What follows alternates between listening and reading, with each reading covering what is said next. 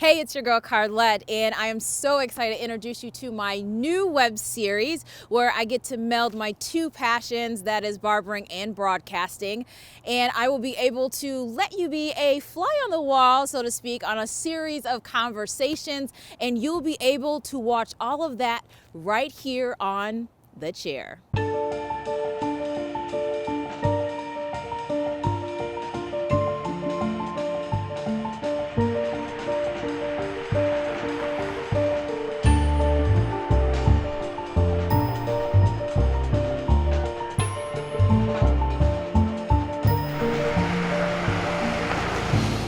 On Thurston Rd, where it all started for me in the spring of 1995 when I fell in love with barbering. So this was the first building where I worked when I started my barbering career. 554 Thurston. It was Dawson's number 2. Today, it's Love's Barbershop. So I'm gonna take you inside to show you where my first chair was.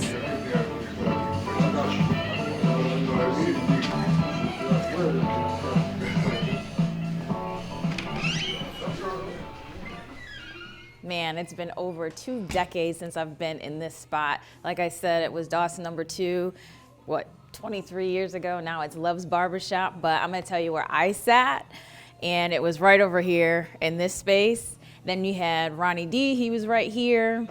In this corner, we had Big Ron, Keith was in the middle, and Reggie was over on the corner. Man. I can't believe it. So I'm gonna take you back by my chair where it used to be. So I was over here, and I think it was like a wooden kind of countertop.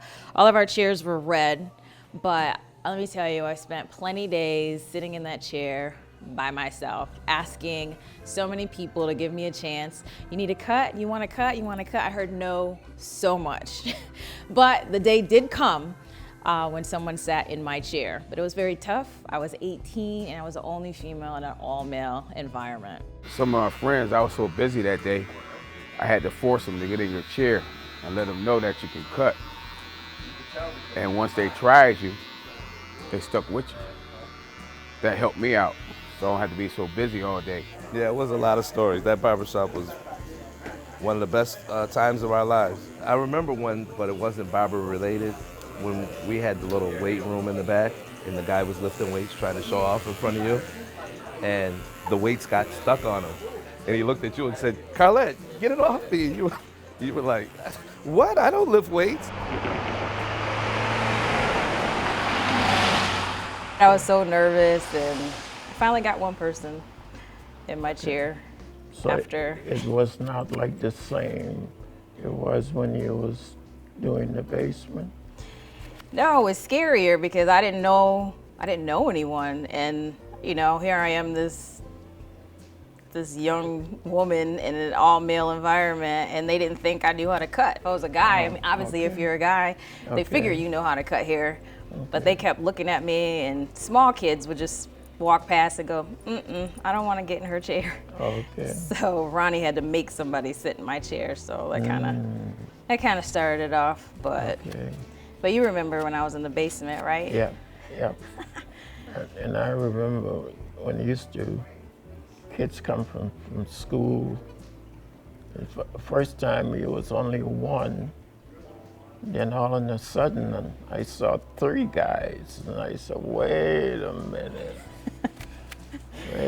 you gotta find a place where you could do this much better. Yeah, and that's when we went to Dawson. Yeah, Dawson. Yeah, for West Main. I'll never forget that I had all the kids, they would come downstairs. Some of them would sit in the front of the basement playing Sega Genesis. Then I would have somebody in the back of the basement by the washer and dryer. Yeah. It was that one little light up there with the chain link string, but you were coming up and down the stairs washing clothes. Oh my gosh! But and then there was 3 guys. Did that worry you? Were you concerned?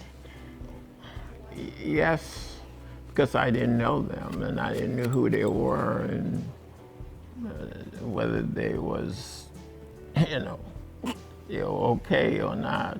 Especially when someone come in your home you know, that's your territory. So for that part, I was concerned, but after you say who they were, but I still stay around just in case.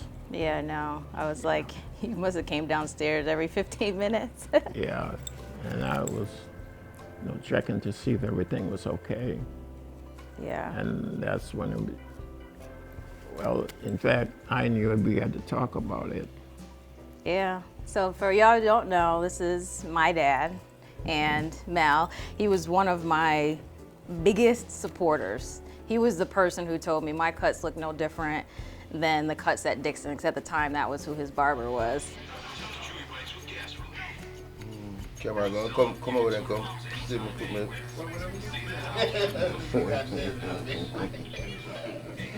I've been doing this for about 40 years or more. And she's definitely one of the best barbers. Not just as a female, but as a master barber. I mean, you have a lot of people. Some people just cut here, and some people are barbers. She's definitely one of the barbers. Attention to detail, we definitely have that. And you're always gonna have those, you know, people that doubt you until you actually show them what you could do, the skill. But it wasn't long after that. people was jumping to get in that chair. Because they saw that, you know, the skill, the potential. Definitely had that. Yeah. I would sit at Dixon's for like hours. You would drop me off after school, and I would sit in a chair right next to his chair, and I would watch him just so I could learn if something I was interested in, so I could kind of pick up the trade. But yeah. That's what I went well. And the rest was history. Yes.